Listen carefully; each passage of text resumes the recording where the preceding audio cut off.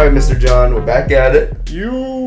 So, let's see what's been going on this last week. We had Spider-Man Far From Home trailer, which I didn't get to see.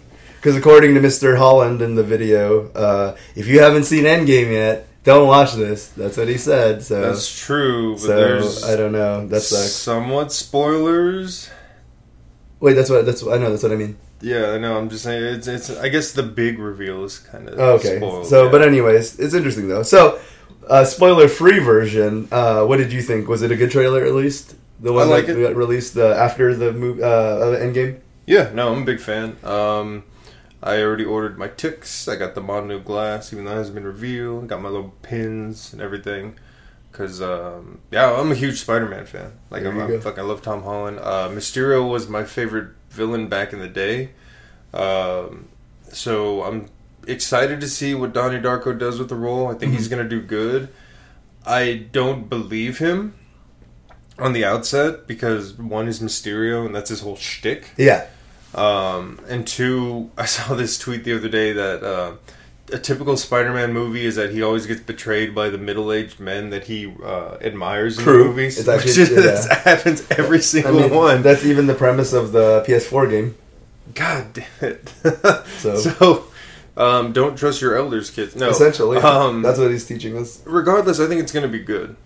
Like, there is a part that I wish they would have saved for the movie, and this isn't a spoiler. I mean, it's a spoiler for the movie, I guess, but there's a part where he's like, I have to tell you something, MJ, and she's like, you're Spider-Man? Like, I wish they would have saved that for the movie, just so we would have that, she's a cheeky one, that one, yeah. But, no, it's going to be great. I look at the balls on Marvel. And launching tickets, 2 months in advance? Yeah, it's pretty early. Yeah, it's hella early. But I guess after they saw what Avengers did, they were like, yeah, it's fine. Well, that's Endgame, though. Endgame is... don't get me wrong, it's not that people aren't excited, but it just seems a little preemptive. Yeah, but I don't think it's... I think it's going to sell out. Yeah. Like, I think opening day... And it's launching on a Tuesday? That's a weird one. Yeah. That's an odd one. Not like Thursday/Friday. Yeah, like there's not like a Monday early show. Like there's just Tuesday. Like I think my tickets are for 10 a.m. on Tuesday. That's weird. Yeah, but no, it's great. Love Spider-Man. Love Tom Holland Spider-Man. Zendaya's MJ is great. Ned's cool. I even love the douchey Flash they have now. Donnie Darko's Mysterio, great all the way around. Think it's gonna be a solid movie. Yep, should be good. Speaking of solid movies, Avengers, of course, hitting the 2.2 billion mark. As of reporting, obviously it's probably passed even more so then. Obviously that breaks Titanic's record, but falls shy of Avatar at the moment. Obviously it's still in circulation, so it probably will. It's expected to surpass Avatar. So the funny thing is, of course, James Cameron, and in my opinion, kind of pulling a quick meme on Avengers by congratulating them for passing Titanic, but not waiting for them to pass Avatar. Because he basically said in the message, essentially paraphrasing, he was like, "Oh wow, guys, congratulations! You passed Titanic." Oh no, I'm sorry. Let me say the really cringy analogy he made. It took a real iceberg to sink the real Titanic. You guys, it took Endgame to sink my movie Titanic. I don't know if he has that real voice. I don't know why I'm making him sound like some weird, that's fine. That's raspy New Yorker. Yeah. But and I was just like, really, bro? You're gonna go? You're that? I mean, I know you're old, but you're gonna be that corny? Like, he meant well. It was just like you're that. That's a very to equate the real Titanic tragedy to your movie is like. See, your take is completely different from my take on that. I can almost breathe in the ass hurt from James. Well, yeah, exactly. That's what I'm saying. That's what I'm saying. Yeah, he's not James Cameron. He's Jimmy Cam. That's what we're calling him. Oh, Jimmy Cam alive. Yeah, Jimmy Cam. Yeah. So Jimmy Cam is super butt mad because he knows Avatar is going to get torpedoed. Yeah. That's exactly. Yeah. So that's exactly what I'm saying. Is that I feel that he's doing this on purpose to try to nip it in the bud and not have to congratulate them twice because no one ever congratulates everyone twice. He can just pretend it never beat Avatar. Yep. He can be like, yeah, well, when I congratulated them, though, they didn't beat Avatar yet. Yeah, you live in that moment, Jimmy Cam. Yep, so. I love his little jab, you know. I think people are going to get Avengers fatigue or superhero fatigue. Yeah, okay. Sure. Well, you know, and it shows you how confident he is because he's delayed. And this is the weird thing. I don't know how. So if he had just said that they delayed Avatar 2, that would have been fine. I would have been like, oh, okay, they delayed Avatar 2. Like, I didn't even know it was going to be a thing. I still don't know why that many people liked Avatar. It wasn't that good, but whatever. Anyways, but the announcement wasn't that. The announcement was that Avatar 2, 3, 4, and 5 have all been delayed. As if there's a roadmap or as if they're already filming that many movies. Shut up, bitch. You don't even know that there's going to be 5 of them. You don't even know there's going to be a third one, 2, right? Here's the thing, right? Is that 2 will not... I don't give a shit. I'm going to call it now on the record. 2 will not surpass 1 in sales. Because first of all, 1 sucked already. Yeah. 2's probably not... Even if 2 was good, that's probably even more grounds it won't do good. Yeah. And then, you know, I just don't think it's going to reach... The fact that he thinks he's going to strike lightning 5 times in a row is insane. You're not that creative, bro. He's not. Well, like, even in the beginning, I would like to say that Marvel didn't even know when Iron Man 1 came out that where we are now would have actually happened. Oh, no. There's no way they knew. Regardless of these theories of Marvel having this all planned since the beginning, quote unquote, there is no way they knew they were going to make enough money to make Black Panther, to make Doctor Strange, to make... to make 3 Avengers movies. Yeah. 4. Oh, 4. No, I love all the fallout that's coming out now. Not fallout, but just the peek behind the veil. Yeah. There was an interview with the dude himself, and he's like, well, you know, man, they didn't even have, like, a script ready or whatever, so we were just pretty winging it. Like, yeah, I feel like in the beginning phase, especially phase 1, I feel like all that was just fucking made up out of their asses. No, I was reading this long, like, list of posts about just celebrating, you know, how great RDJ is at Iron Man. Mm-hmm. And a lot of part 1 is ad-libbed. Okay, well, that makes sense. No, a lot. Like, the majority of... Like, he would just go in, do rewrites, and just feel Tony Stark. Like, that's what makes him so great. Right. Is that he read the comics. Well, I mean, we saw method act in Tropic Thunder, so, I mean... Exactly, yeah. See, people forget. People forget about Tropic Thunder, but Robert Downey Jr. is a top... He's tier 1, you know? Or tier S, I should say. He's tier S actor. He certainly is. Yes, he is. As I pull out my copy of He did not. Tropic Thunder. He truly, as he said, did not drop till the DVD commentary. Correct. Yep. But no, him and Favreau, they kind of just went at it, winged it, and like the whole the linchpin, as the Russos put it, of the MCU, the I am Iron Man line, completely on the spot. So yeah. But anyway, going back to this, yeah.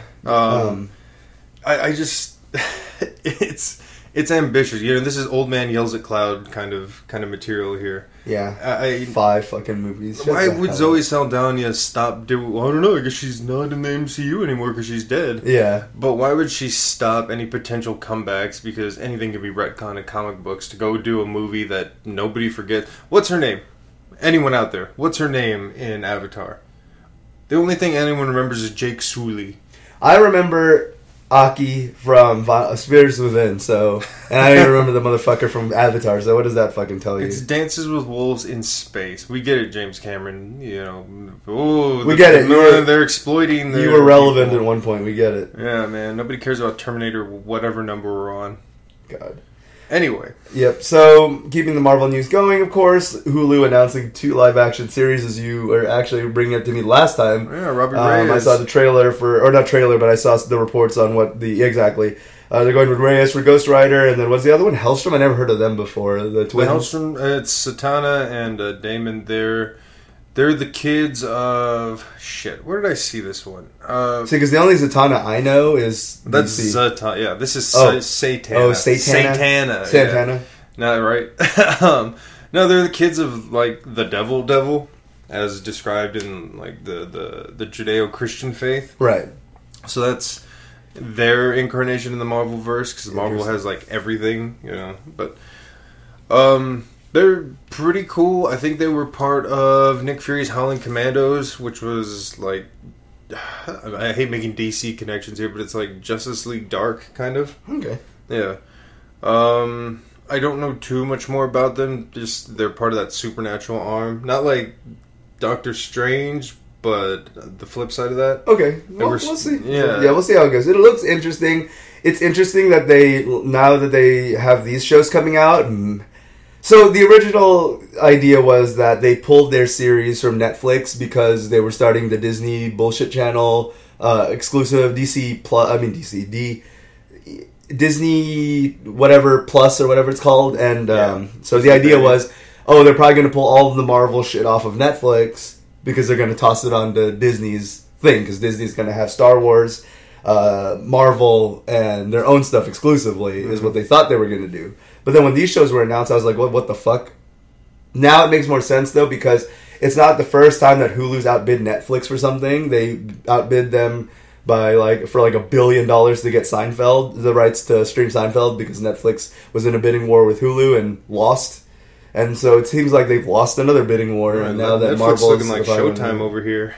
Well, and that's the thing I've always told people, is Netflix is the McDonald's of streaming services. It's got a general amount of okay stuff that people like, but it's not that great. Yeah. It's fine. And there's a reason a lot of people have it. But again, it's McDonald's. No, I didn't have Netflix for long. I've always had Hulu. Yeah. I got Netflix back for 2 reasons. Lucifer Season 4. Nice. And Eva. There you go. That's it. So good stuff. I watched Sabrina again, yeah, now, exactly. But, again, Netflix is a good starting point, but there's a lot of better streaming services that once you get a grips to what you like and what's on there, you can actually evolve into... Yeah, bro, Crackle. You know what's funny is that Crackle actually has some stuff that I want to watch more than Netflix is sometimes. So yeah, so it's kind of one of those things where it's like... Crackle's not bad. People dog out... Well, it's free, so fuck it. Yeah, exactly. What was I going to say? Going back a little bit on that, did you see what got renewed for season 3 for some reason? No. Fucking Jessica Jones. What? I thought that got canceled also. So it did, but for some reason, here comes season 3, unless it was just a joke, but... Published April 1st by IGN. I know, right? Let me delve deeper into that, because I saw that streaming the other day, or when I was scrolling, and the reactions seemed pretty legitimate. Let me see. Jessica Jones, season 3. All right, that's the first search that comes up. Jessica Jones is coming soon, and Marvel confirms it will close out the series. Okay, so they're just trying to wrap it up. Okay, I mean, I guess that makes more sense then. It's not like they're going to continue it per se. It's just they're just trying to put the nail in the coffin. Yeah, unlike Punisher and Luke Cage, who just got fucked. Dude, okay, so... No one cares about Iron Fist, though. Who? Discount-ass fucking Star-Lord playing fucking Iron Fist. The Knight of Flowers playing Iron Fist. Yeah, that was a great take, guys. What was I going to say? So, Punisher Season 2 is great. Yes. Right? Luke Cage was not... I don't know, it's not that good. Yeah, it was... compared to the first one, the first one just had that... Yeah, the first one came in strong, and the second one not so much. Petered out a little bit. Yeah. Continue Punisher and Daredevil. Yeah. Throw Luke Cage a bone too, but the other two... No, for sure Daredevil has his ups and downs, but Punisher's been consistently good, so... I don't know, it's fucked up that Punisher died. Yeah. But, I mean, I see where they are narratively. Shane could have been in season 22 of Walking Dead, but instead he got to 2 seasons of Punisher. Which are far better than any season of Walking Dead. This is true. Punisher's... Oh, God, I love John Bernthal. I hope he joins the MCU at some point. That'd be great, honestly. That would be fan-fucking-tastic. Unfortunately, with the tone of the MCU, I think Punisher's a little too gritty for... Because none of the MCU movies are rated R, right? He hasn't seen Endgame, it's okay. Oh. Well, even then, I don't think Endgame was rated R. No, it's not, but it let me put it this way. It does, but Punisher, eye-ripping, knife-toting, wrist-slashing, guns blazing Punisher, would he fit in that movie? No, but the one they gave us could fit in the MCU. Like, Bernthal's Punisher...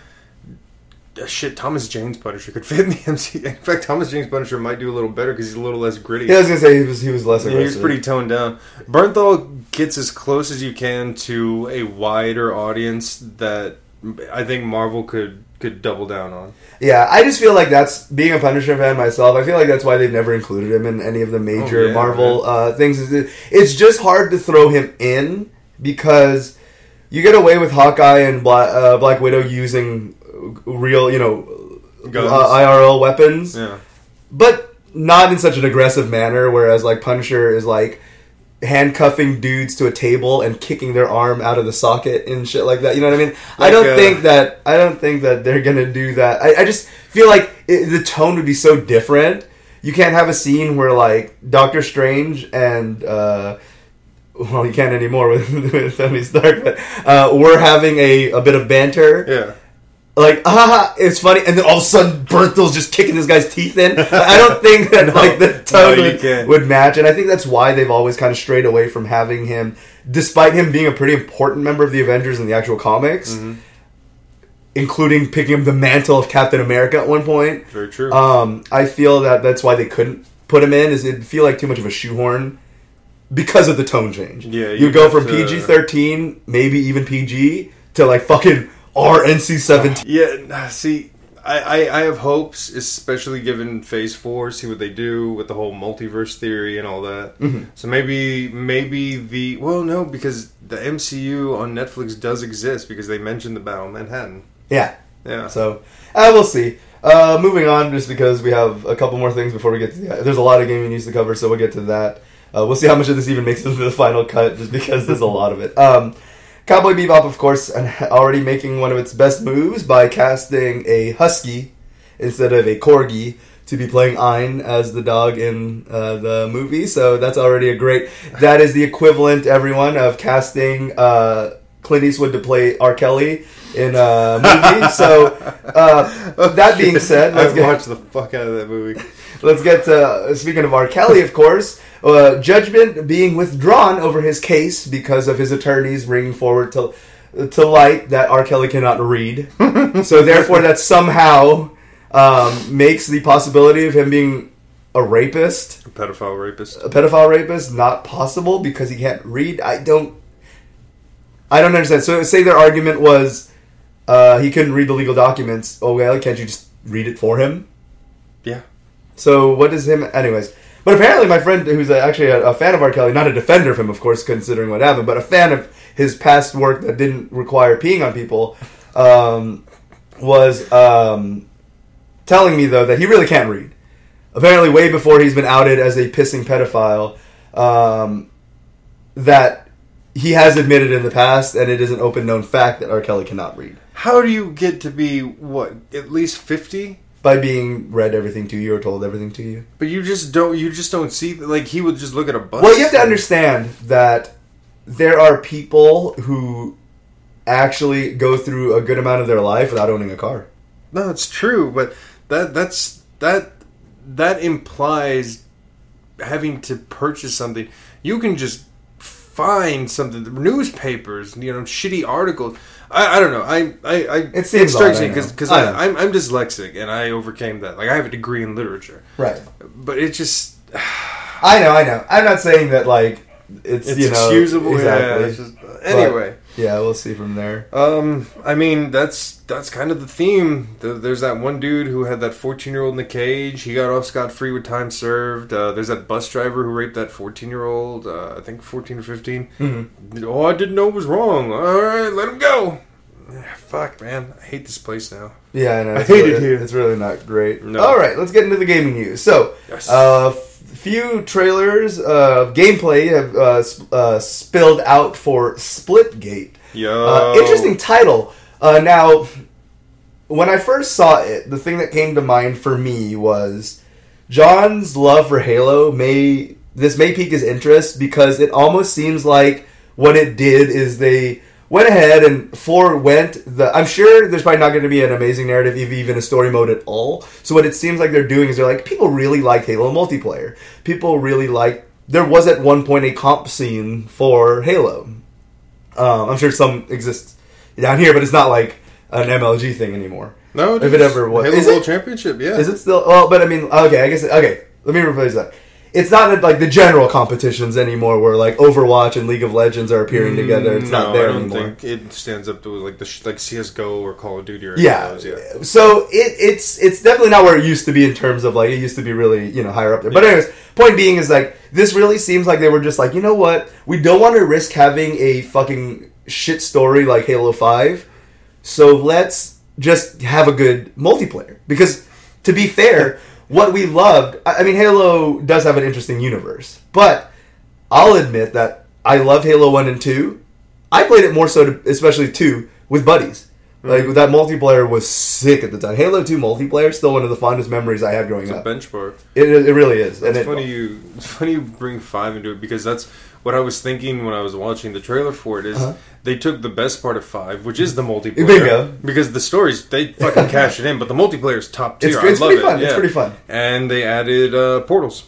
Exactly. So, with that being the case, it really seems like they are intentionally going for a esports type scene and game. That's fine. And it looks like it might pay off because it looks like fun. It really does remind me of a sport. Yeah. It looks like a digital version of almost like a laser tag or airsoft that you could do with an unrealistic element of teleportation, obviously. And because of that, if they have the mechanics right, if the things are balanced, and they have an interesting enough aesthetic with the looks and the guns, cool guns and stuff always help in a game like that. True.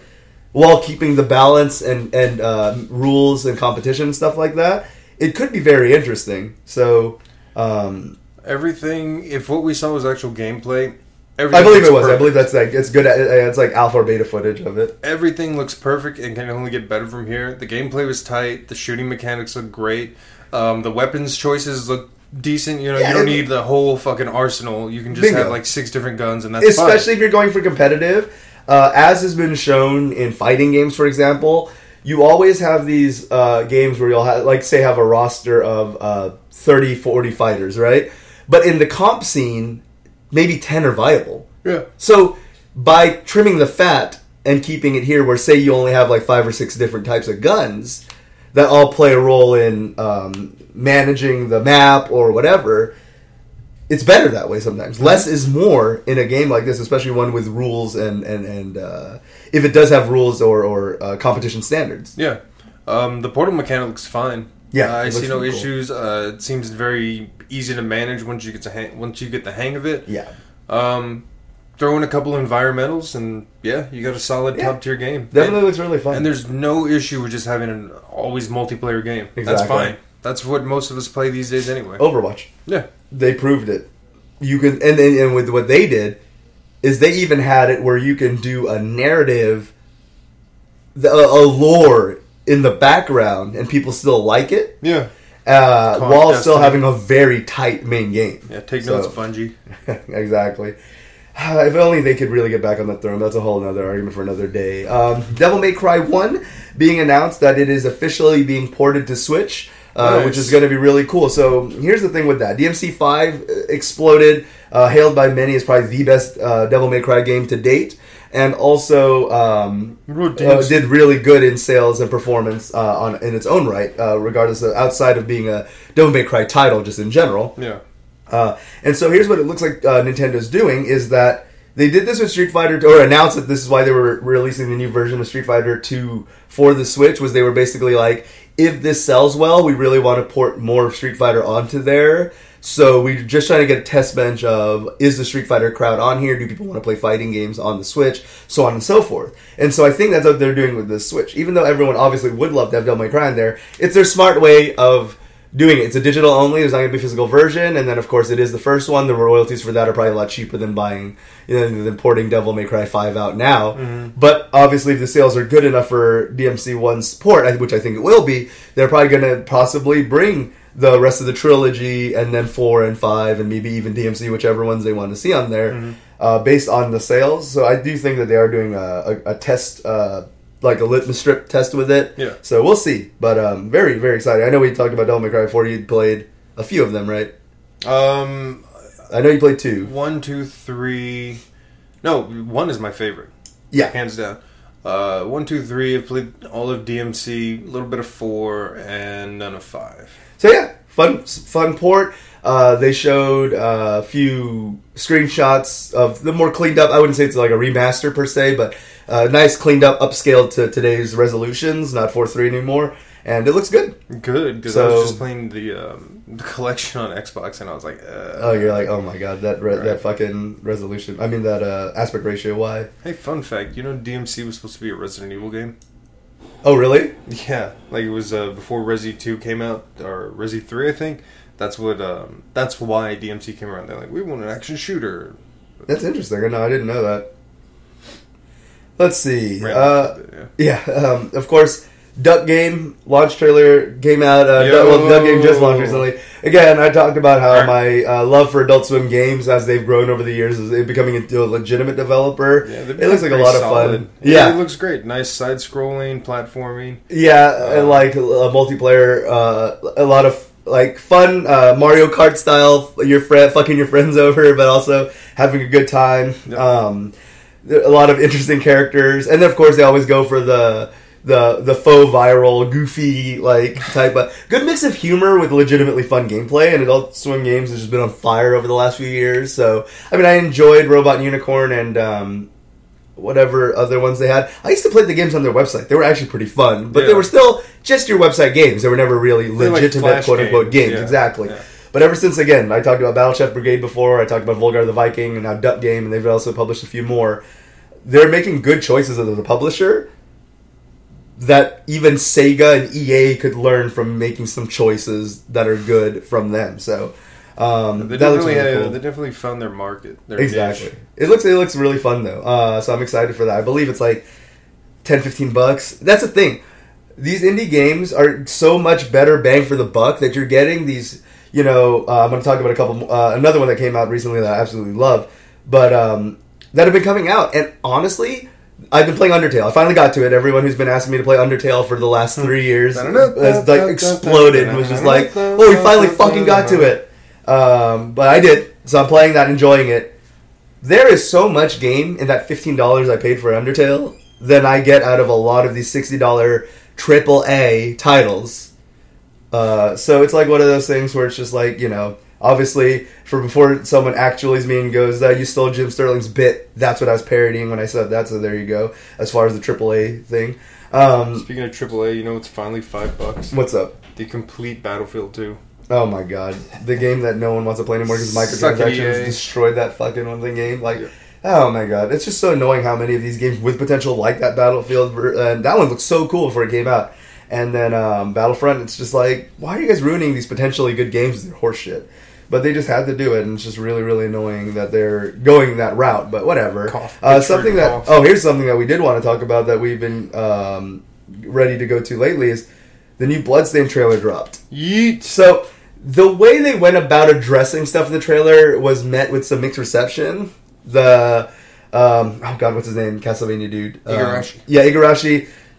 Sitting there, over exaggerated little camp, going there, going, "I'll prove them wrong, fuck them." And I like how the old one actually said "poop" at one point. I know. It was so good. I don't know. I think obviously it's purposeful. Anyone who thinks that they were serious about that is actually out of their mind. I don't know if anyone did. What I mean is, it sounded like people were getting angry about it or didn't like it if it was like bad per se, but it was obviously purposeful camp and cheese, and I thought it was good. I thought it was funny. I'm biased Castlevania fan, and same. I love his. I would say, obviously, I have a little bit of a bias. Symphony of the Night, his first. I love it. It's a good. I'm really playing good. it right now. I didn't think it looked terrible. The new one looks good. But Bloodstained looks great because Konami sucks shit and didn't want to make another Castlevania. And this is the only way to do it. I think it looks great. Yeah. I'm excited. And I agree with you. The old one didn't look terrible, but man, these new the rework though. I like it. I'm glad, and you know what? They listen to fans. What else can you ask for? Like, Castlevania's always been good about that. They have been, except, they have been. One of the biggest disappointments, because it could have been really good, was the fighting game that they had for the Wii. Judgment. Yeah. I own it too. It just sucks that it was an interesting collaboration. You got the artist from Death Note, very revered artist, to work on that, and then the franchise and characters, you got that in there. The music was fantastic, classically good, as it always is. Castlevania music, even fucking Simon's Quest, which sucks ass, has one of my most favorite songs of all time in it. Mm-hmm. And so, with that being the case, Bloodstained looks great, and I think that I just love the fact that they have all. You're right, they have been pretty good at listening to fans. Yeah, Judgment was one of the few faux pas, and again, it it was just executed poorly, but even the idea itself was great and it had a lot of good elements to it, memorable elements still. I love at the end of the trailer where the little Igarashi sprite does the Dracula thing from the beginning. To oh, it's so good. Yeah, I love that so great. much. Yeah. So good. And of course, again, everyone, like we talked about in the previous episode, remember, the Castlevania collection with pretty much all the essential Castlevanias coming out on Switch, so please pick that up, support it, so that way... Yep. Bloodstained is already for sure coming out on Switch, but show that support. You know, Igarashi deserves it, so there you go. John Wick Hex game has been announced recently. I don't know what to think about it. Like, the good thing is that the game itself is kind of, like, hailed on it being so over the top and corny that it's, like, it really is liked because it is actually... pretty fun, kind of in his groove. Yeah. Doing this type of movies. What the game reminds me of is kind of like a Hitman Go a little bit, but with like a little more interaction. Very strategic. You got to get around the map. You got to be smart in the way you take out the guys or whatever. And the graphics were okay. I don't like his walking animation. He looked like he was holding in a shit the whole time. But I like the super hot styling, but it looked like no, I wasn't exact. I like how you can plan out your attacks, your kills. Yeah, stuff like that. So should be a fun game though. We'll see. I'm sure it's going to be another cheap indie game that's worth the bang for the buck. So we'll see. Hopefully it is. Not cheap because it's John Wick title. Maybe but it is an indie game. Maybe like $20. But it is an indie game. Yeah. Oh, okay. To me, that's cheap. Okay. I consider anything less than $30 cheap.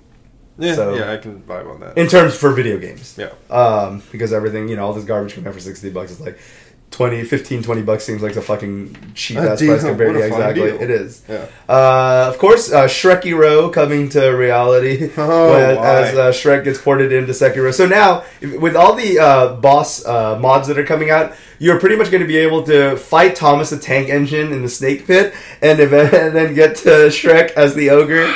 So, at least they replaced an ogre with an ogre. I'll give them that much. Yeah. Shrek being an overdone meme. God. At least they did that, but, that's from my side. It was just a good laugh. Is in the meme. Yeah. If they put All-Star in the background, then I would have been sold. There you go. Of course, now, speaking of retro games earlier, and indie games that I really, I don't speak of retro games, I know what the fuck I'm talking about. I just kind of spoiled something by looking at my notes.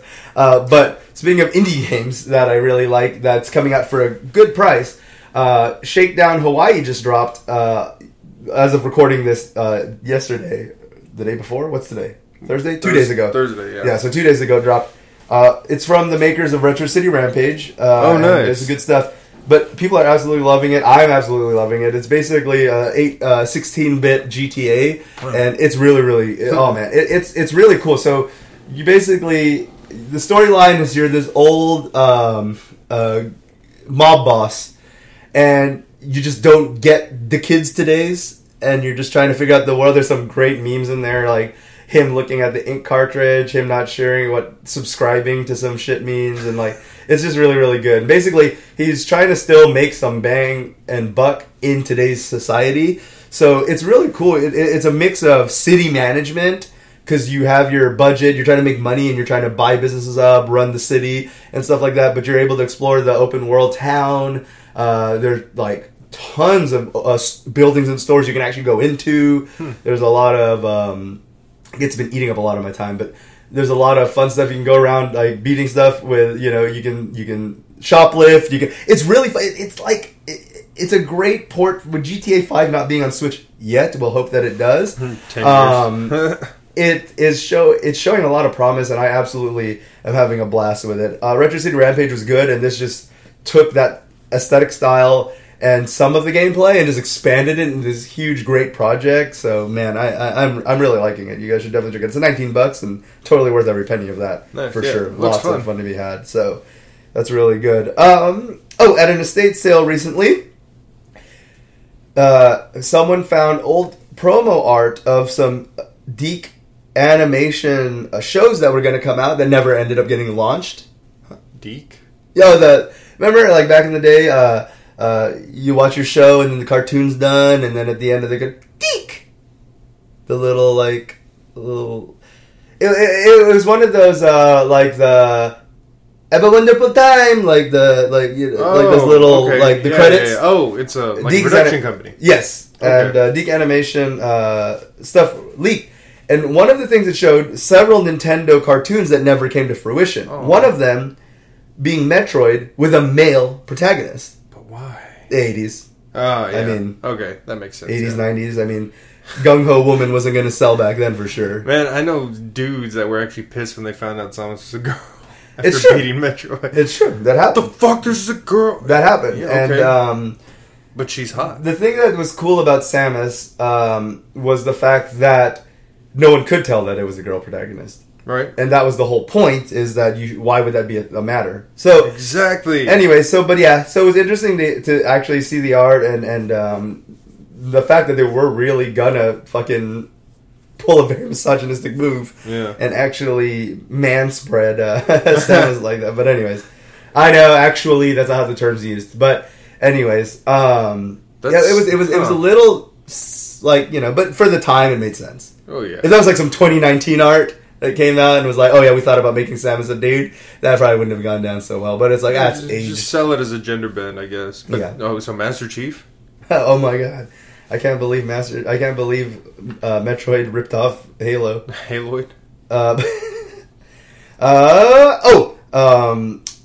Quick. So there's people who speedrun games. That's what I meant. That's the term I was looking for. Speedrun. Mm-hmm. Speedrunner ZFG1 recently broke his own record of the Ocarina of Time speedrun. This time doing I don't know if he did it before, but he beat his time. Fuck it. That's the part that's in use. Okay. Okay. A perfect run of Ocarina. 100% everything. Jesus. And beat Ocarina of Time 100% everything in 3 hours, 53 minutes, and 33 seconds. Which is 15 minutes faster than his previous record. Fuck, man. I know. Every item, every side thing, every quest, everything. I've played Ocarina like 17 times. It takes me forever. I've only perfect twice. It's fucking wild. Right? Yeah, so congratulations to ZFG1. Yeah, I'm not good into job, speedrun man. gaming. I don't get it. I'm the type who likes to take my time with my games and, get my money's worth. Yeah. But I know these guys did. Then they got into speedrunning. I understand that. Yeah, I can. And I know that vibe on speedrunning it. is a scene. But it's just never been my thing. No, it's impressive. Yeah, it's very impressive though. Yeah. Like, kudos to you, my friend. Yeah, very, very good. 3 hours, almost 4 hours. Almost 4 hours to beat all of Ocarina of Time, 100%. Damn, that's wild.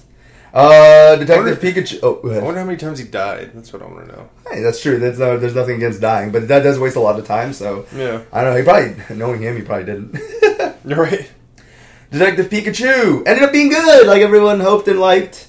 Detective Pikachu hitting a fresh rating on Rotten Tomatoes, so good on them. I can't wait to see it myself. I haven't seen it myself, but I can't wait to, because it is great to hear that it is doing well, because Pokemon deserves it, man. Yeah, that's one. I probably won't see it in theaters. I'll probably wait to stream it just because. Really? Let's go see it. We should go see it. Okay, I'm down. We'll make a time for it, and then we'll talk about it. Yeah, we'll do that. But yeah, so I don't know. It does look really cool, and I'm definitely excited to see that. What I'm not excited about is more Anthem news. Anthem, of course, delaying its roadmap, as we know already. We talked about that in the previous. We already talked about it in the previous episode about the roadmap being delayed. But it turns out that recently they even patched out one of the few things, and one of the few Anthem players left on Earth actually expresses disappointment in it.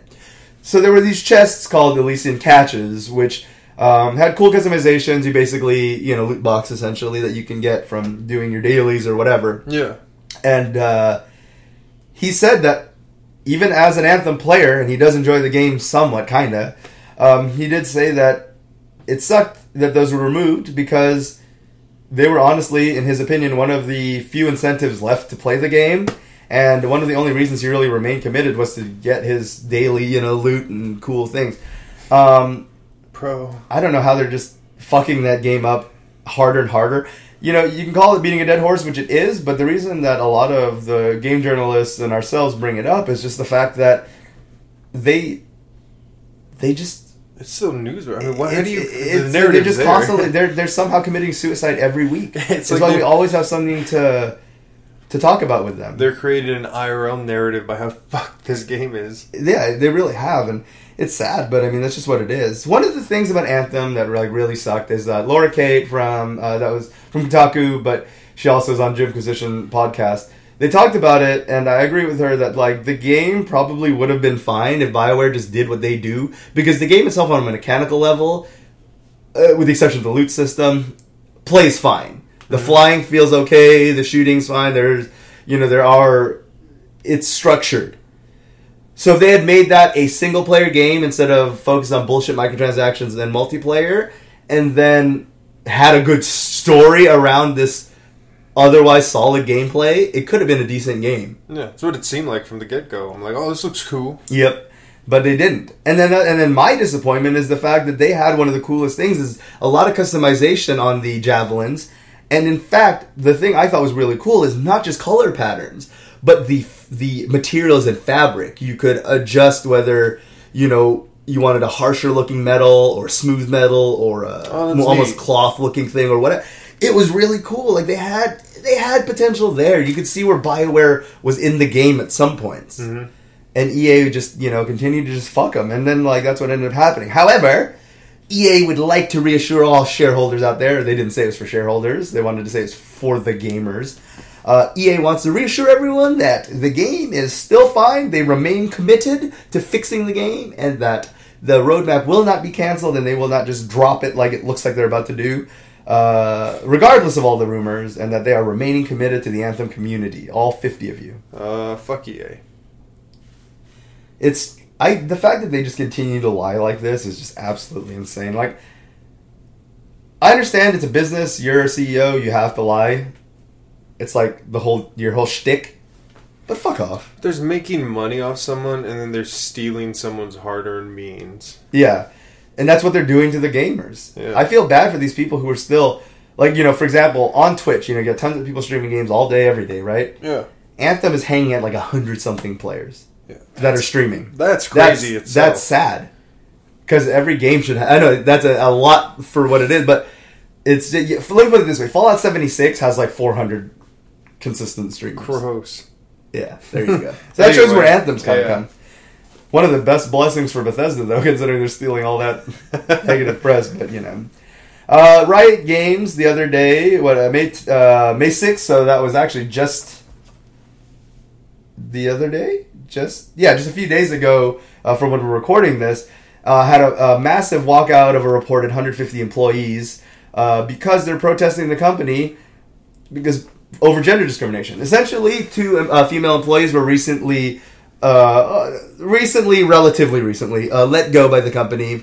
One of them designed, I believe it was one of, God, this is where I'm fucking it up because I'm not really into League in the last 15 years, but designed one of their highest bought money grossing skins, and apparently reportedly was never paid for that and then fired. Ooh, so that's a lot. There's that, and then someone else was also. So there's these two women that were generating art or assets or working that were employees of the company were basically fired in what looks like an avoidance to give them due pay, royalties, or credit. Yeah.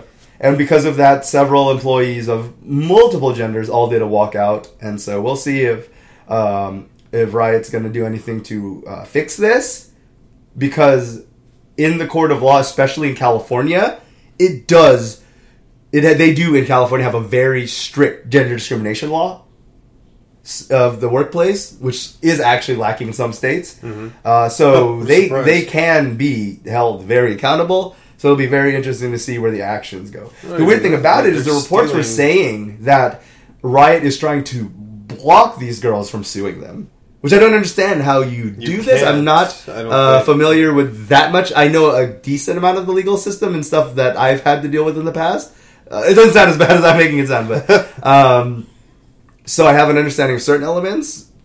But I don't believe you can't force someone to not sue you. Yeah, you can't block. You can counter sue, but you can't block. Yeah, apparently, yeah. According to reports, the term used was they're trying to block the lawsuits. Anyone listening, correct us on that? Can please. Anyone especially if you're one of the very awesome video game attorneys that have helped people like Jim Sterling through bullshit slander and character assassinations. Please tell us if you hear this, or you know someone who is a actual lawyer specifically and God bless you guys coming out that are like actually getting into video game law and actually bringing to the legal system light on how fair use and stuff like that works. Yeah. Because those of you out there are actually doing a good service to an industry that's actually taking advantage of the fact that precedences don't exist to fuck their employees and developers and stuff like that. So like this, yeah. Good on you guys. But yeah, definitely let us know and correct us on anything we got wrong there of how you block something like a lawsuit like that. Yeah, but even outside of gender discrimination, isn't this... It's just illegal all around, yeah, even outside of gender discrimination. It just adds that creative extra rights. On top, of fucked up. If anything, it'll get a... I mean, to be fair, Riot's never really been known for being gentlemen, but whatever. Really? I've known nothing of League, so... Yeah, there's that. Cool trailer drop for Minecraft AR. Did you see that trailer? Yeah, I did. It was I was scrolling through YouTube and I saw that pop up and I was like, "The fuck is this?" Yeah, so essentially, there's going to be a full reveal at the 10th anniversary event, the notchless 10th anniversary event on May 17th. You be my but it does look really interesting. So essentially, the idea of the app, from what I gather from this teaser, so do correct me or submit your theories. Doesn't always have to be a correction, guys. Definitely. Let me know about your theories of what you think. But I gather it's pretty clear to me in the trailer. Essentially, it's an AR game, but not ripping off Pokemon Go, which is cool. Pokemon Go is not a pure AR game anyways. Yeah. It is and it isn't. But what's really, really cool about this is essentially what you do, from what I gather, is you basically, in the app, you have your GPS so you can use your coordinates. It generates an actual Minecraft world that you can explore going around with your phone. So you wake up in the morning, right? Mm-hmm. Okay, say you built a big dick tower by your neighbor's house, right? And now every morning when you wake up, you can go around your house. You can see, there's a little pig. I made the little chicken coop in the bathroom. Yeah. In the bathtub for some reason, I made the pigs. There's that stupid pig that's always coming out of my roommate's room. There he is. He came in again. Like pig. And then you can go. There's the dick tower I built at my neighbor's house. There's a big old dick tower. So basically, it's mixing AR and Minecraft. Yeah, you're gonna be able to play Minecraft, and your world will always be persistent because it's your world that you generate. Like logging onto a server, it knows the coordinates of everything through GPS, so your stuff will remain to be where it is, and you can explore this Minecraft world in real life in a way. You can see the car coming at you as you're building your little way to block it. You know what? What I thought would be cool is if, say you live, here where we are. Obviously. There's we live in Texas. I didn't mean obviously in such an offensive way, but... And the area we live in, there's a huge limestone deposit underneath. Is if they generated it so that I don't know Minecraft very well, so I don't know what kind of minerals or materials there are. But like if you could mine, limestone diamonds here, whatever, like you live in this area where there's a lot of granite, mine granite, or right, and that additional thing could be kind of interesting. It might be part of the procedural generation of it, so who knows? That'd be really interesting. But looks cool. Can't wait to see the official details of it, and we'll see. Again, we'll learn more about it on May 17th and get back to you guys on that. On the episode that occurs after that, so we'll see. Big dick. Looks very interesting. Yeah. For Honor for May 4th, adding legally distinct lightsabers to the game. So For Honor has been pretty good at doing this, where for different events and holidays, they do stuff like for April Fool's one year, they turned all the warriors into rabbids, and so what they did on May 4th, they had. The weapons all of a sudden were glowing and made imposter lightsaber sounds for legal reasons. They weren't allowed to use or actually call them lightsabers. Yeah, but the old nod of the cap to the old Star Wars. Of course. But yeah, no, it was really cool that they did that. Little fandom service there. That's cool. What is awesome is trash talk from the 90s. What? Recently, Microsoft released what they consider a way to keep guidelines in mind. Like you said, what they consider. Of what appropriate trash talk is on your online games and what inappropriate trash talk is in your online games. And Microsoft, thankfully, gave us examples of both. So according to Microsoft, here is stuff you should never say when you're playing what's no good when you're playing your video games, you're doing your Halos online. Yeah. And this is what you should not scream to your teammate or opponent. Okay. Get sexual threat. Can't believe thought you were on my level. Never say, hey, insert profanity. That was some serious potato aim. Get wrecked, trash. Potato aim. You should also never say the following. Only reason you went positive was you spent all game camping. KYS, kid. Never say that shit. Cheap win. Totally expected from a insert racial slur. And the last one that they gave as an example is, you suck. Get out of my country. Maybe they'll let you back in when your KD's over 1. Ooh, well, I like the accent on that. Sick. Sick. So get it, no hard R. Here's what... Oh, they implied it. Here's what they say that is acceptable trash talk when you're playing on them online games. Okay. The rework of 1. Get destroyed. Can't believe you thought you were on my level. That was some serious potato aim. Get wrecked. Only reason you went positive was that you spent all game camping. Try again, kid. Cheap win. Come at me when you can actually drive without running cars off the road. And what game is that for? and that sucked. Get good and then come back when your KD's over 1. Is this legitimate? Like, did somebody actually think this was a good idea? Yep. Microsoft. Always in touch with the youth. Oh, Microsoft. KYS. Oh, I don't know about that. But, yeah. No, don't. You dust collecting system.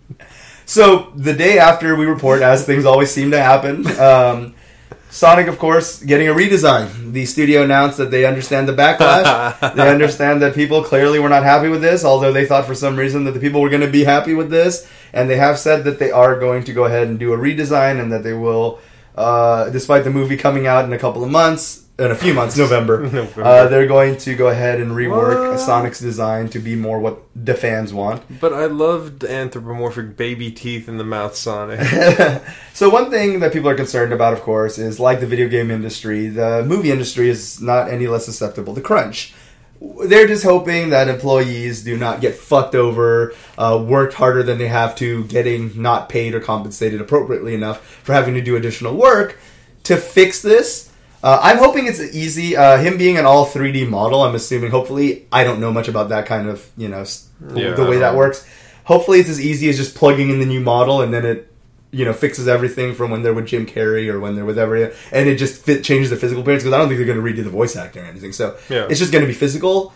So I hope that it's as easy as just throwing a new skin over it and then it just renders and appears in the final product. Mm-hmm. I hope, but if it does take some more work than that, I hope that the employees don't get crunched over that. That wouldn't be fair that the execs that fucked up the decision to begin with and making him look like that and not listening to what fans would want. Mm-hmm.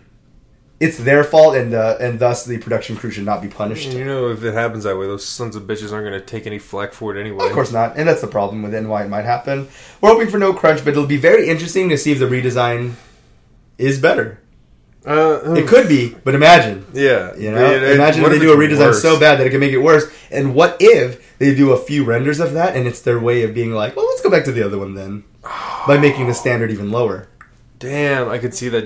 I could see that. So sleazy Hollywood execs. Yep, you could see it. Speaking of old Jimmy Can. Sleazy. No, it's not sleazy at all. I don't know. That was a bad segue. So Apex Legends have now banned a total of 770,000 players. I saw that. But the good thing is it seems to be for legitimate reasons. So Apex trying to keep their game clean and trying to keep themselves legitimate. So good. Yeah, good on you. Fuck you, cheaters. That's an example of something good. It was an example of not good as their publishers. But EA Access, which is their gameplay pass where you get unlimited access to certain games like last year's FIFA and a few other things, is coming to PS4. It has already been on PC for forever. Then it went on Xbox One a while ago. Wow, PS4 getting something last. Anyways, it's going to continue on their typical pay scale of $4.99 a month or $29.99 annually. And it will be able to, again, you get a certain catalog of games that you have unlimited access to as long as you're paying for the subscription. depending on what games are on there, it could be fine. When I used it before, what did I use it to play? I can't even remember. So it shows you how good it was. But I did get it to play a specific game because it was cheaper and I knew you'd be able to beat it in the time I would pay $5 for that month than I would buying the game, and I didn't really like it that much. Yeah. So, you'll get your Far Cry 4 probably, get your last year's FIFA, you'll get Need for Speed. Like, there are going to be some decent games on there, but just more EA monetizing. So it's just one of those things where it's just like, Christ Yeah, it's almighty, a great idea. It's because of the company doing it. Exactly. It's fucking EA. God damn it. Yep, so we'll see. With all digital being the future, it seems, that's just another move that makes sense.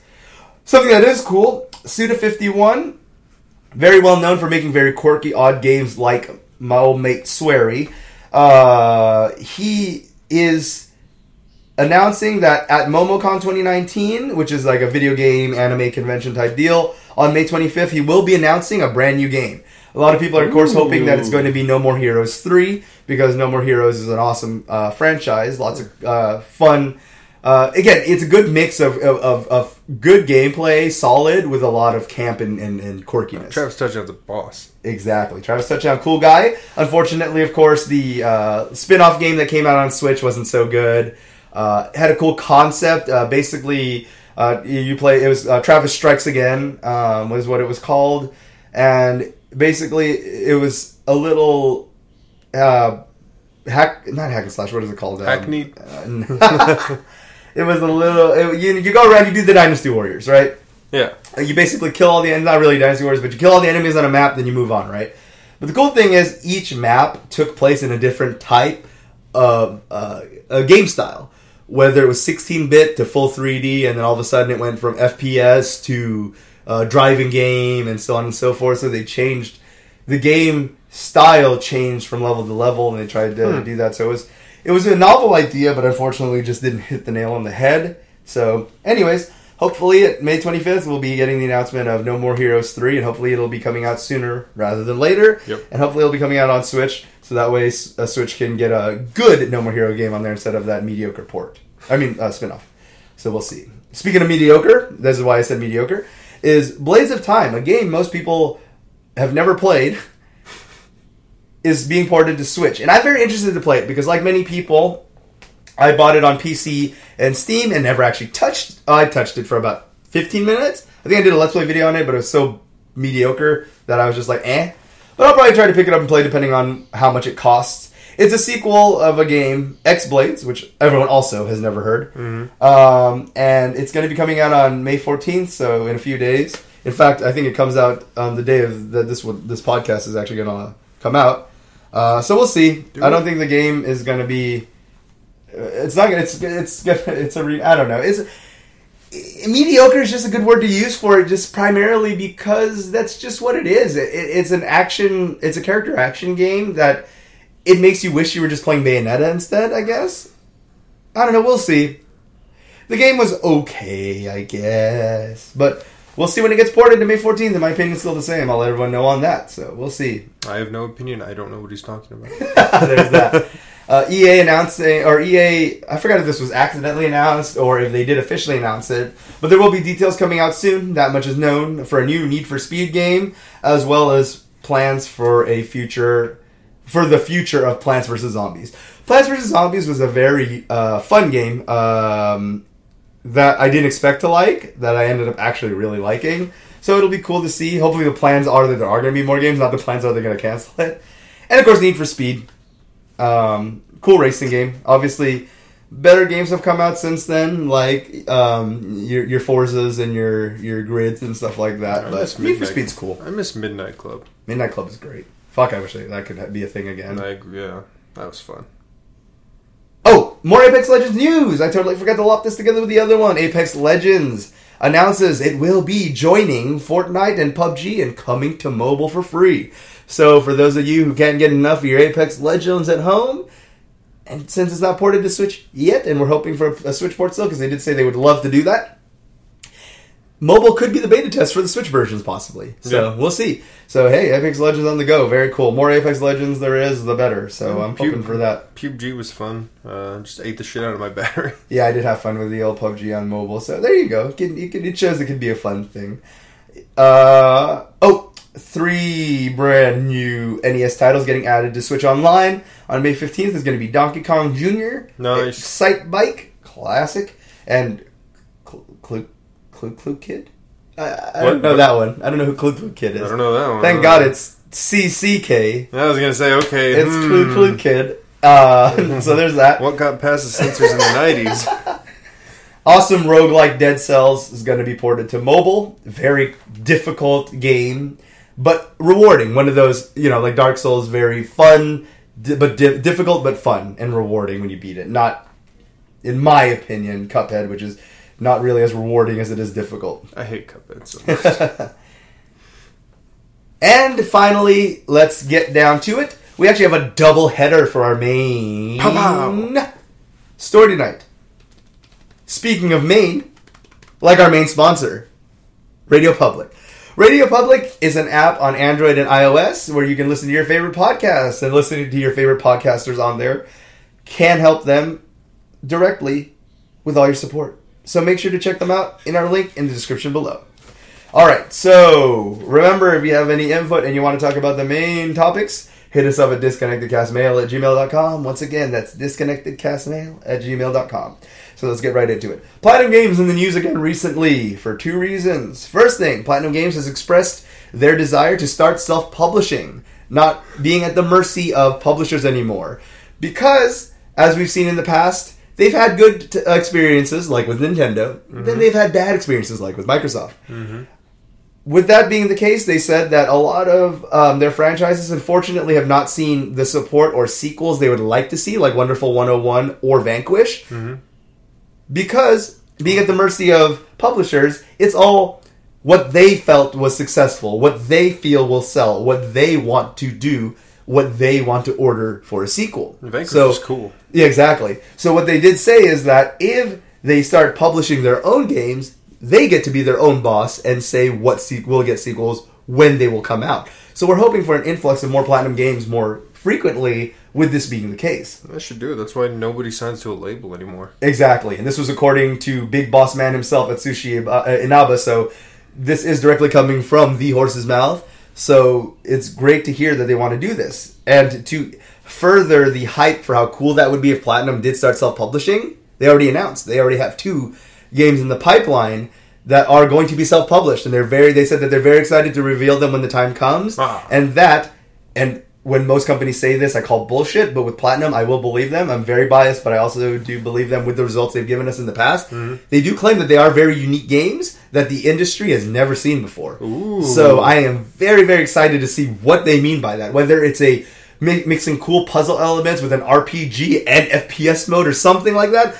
Only someone like Platinum could pull something off and wild like that. So I do believe them when they say that they're going to be very unique franchises.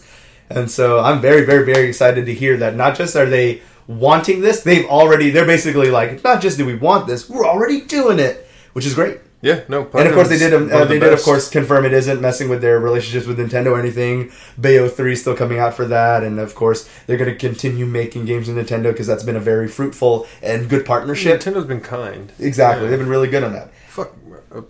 So I want that Dragon game back so bad. And speaking of that Dragon game, they actually talked about that as well in a recent report. Inaba actually did say that Microsoft's actually not entirely to blame for the cancellation of Scalebound, which is very interesting. Now, because of what he said, he did say that Platinum should take partial blame for it, that there were some things that they probably could have done more as developers to heed the call and possibly been a better partner for Microsoft, and that it did help them grow as a studio. However, he did not detail this any further. He just basically said that, they possibly could have done more, and that they feel that they were partially at fault, and that it's unfortunate that Microsoft did take the whole blame, but possibly they could take... I think the fact that he was a little vague about it means one of two things. Either, what I don't want to believe is that they possibly did have more to do with the cancellation of it than we'd like to believe, like maybe asking for too much money, maybe for, not taking on responsibilities that they should have, whatever the case may be.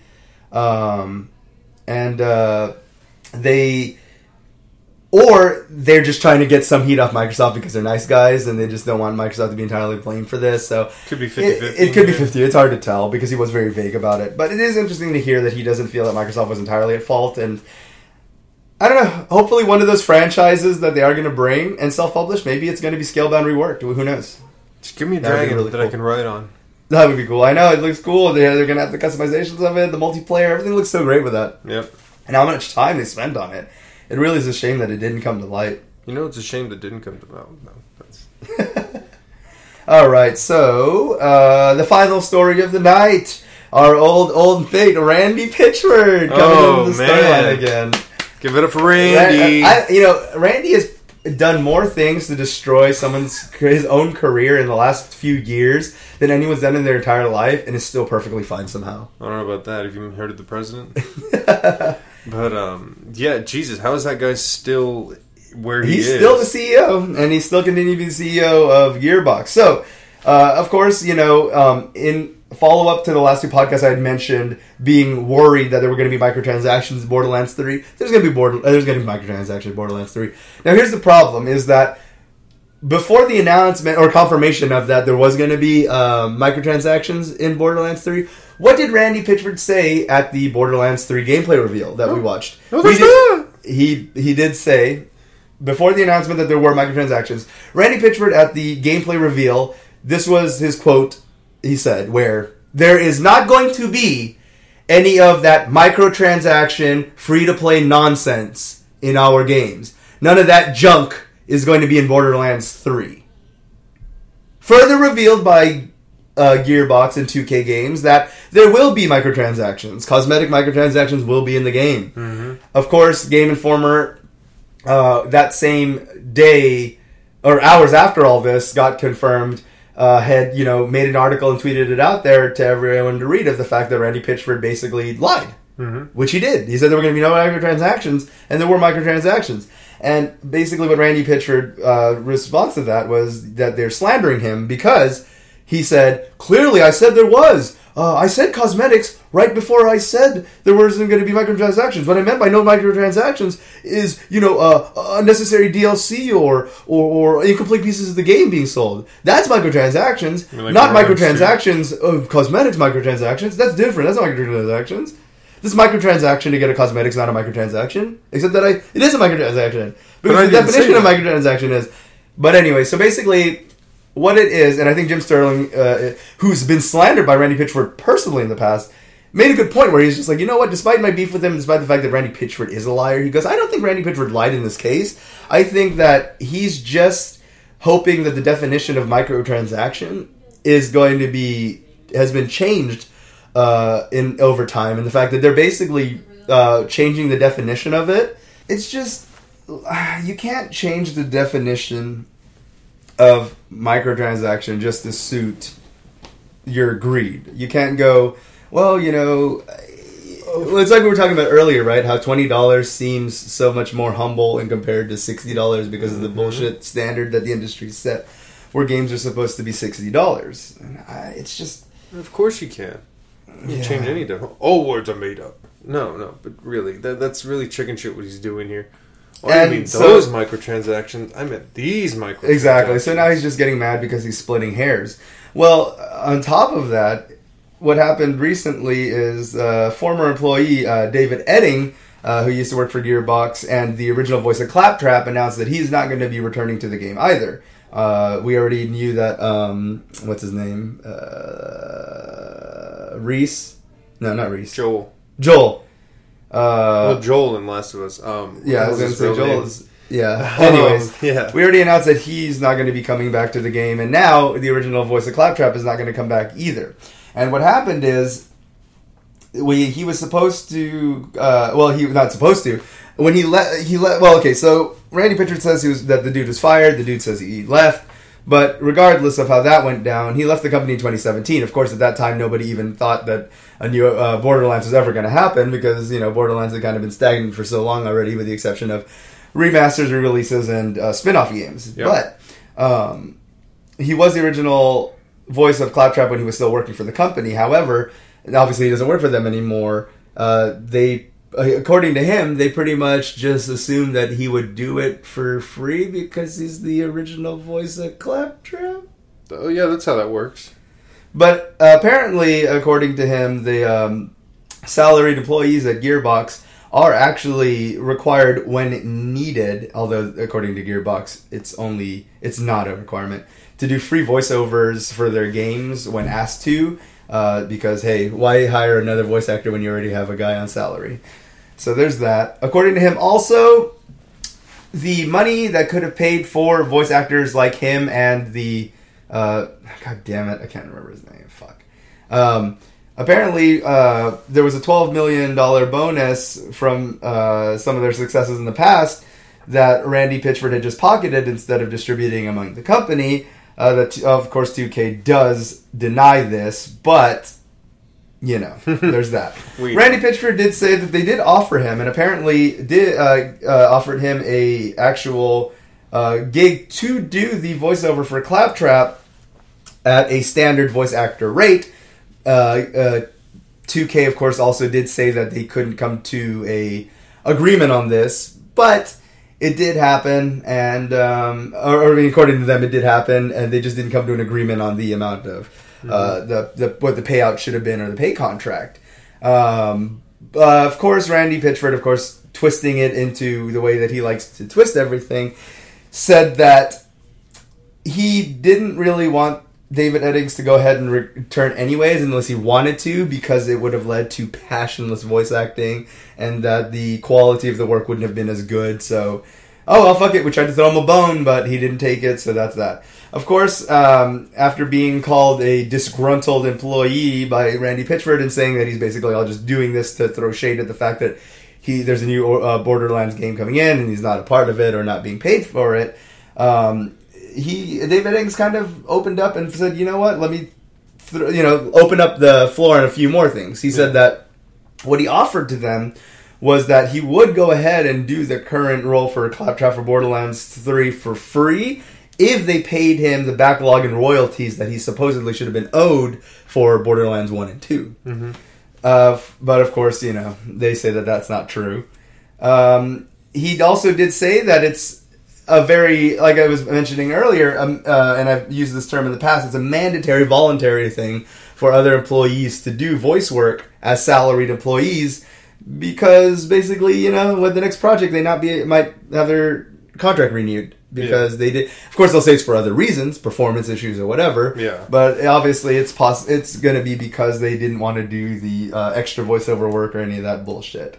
He also did mention, and this is where shit gets a little hairy, and we'll see where it goes from here. But he also did mention that at the Games Dev Conference, aka GDC in 2017, that Randy Pitchford actually did physically assault him in the Marriott Hotel, and that he just kind of kept quiet about it because A, he was working at the company at the time and didn't want to jeopardize himself at the time, and then B, he didn't really see any reason, and he was going to let bygones be bygones. But now that Randy Pitchford's calling him disgruntled and making up excuses for why he's not returning his Claptrap, he's kind of like, well, you know what, fuck it then. Cat's out of the bag. Yeah, game on. Fuck Pitchford. So yeah, and Randy Pitchford just continues to say that he's being character assassinated, that none of this is true, and that even though everyone has all this proof and has video of him lying, that it's all just a big ploy and that game journalism is just out to get him. Fake news. Exactly. That's basically what he's doing. According to David Eddings as well, the Gearbox employees, several of them are asked to take a lower salary in exchange for royalties when the game does or if it becomes a success. So, really? Yep. So there's that. Wow. So yeah, that's it. Randy Pitchford, what an amazing human being. We'll see where it goes from there, especially the allegations of assault that could get very bad. And but Randy Pitchford's gotten out of worse situations, so we'll see if anything does change. He's not in jail for looking at kitty porn, so yeah. Well, according to him, and the way that story went down is, it was for work. What? That was for. That was his work laptop, that it was for work, it's out of context, and it was for research reasons. So, there's that.